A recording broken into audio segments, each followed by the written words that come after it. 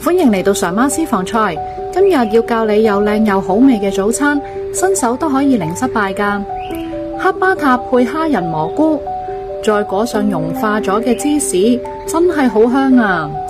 平底鑊呢就放黑巴塔，加少少水炆一陣，等個包變軟咗之後，潷起嚟備用。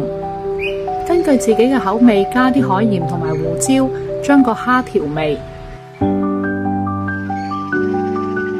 加啲蝦仁喺個鑊裏面煎到變色，落埋蘑菇炒出水分，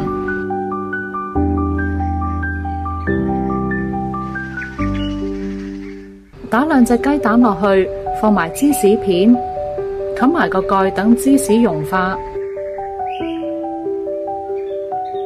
鋪喺切好嘅黑巴塔上面，加入芥末酸青瓜醬，鋪埋生菜片，加蘑菇蝦仁滑蛋，加入你中意嘅沙律醬，外酥內軟嘅黑巴塔咬落去好足料啊！配搭一杯綿密嘅400次咖啡，簡單又療癒嘅 brunch 做好啦！蝦仁嘅鮮，蘑菇嘅香，芝士嘅醇，配上400次咖啡嘅絲滑，大家快啲去試下啦！下次見。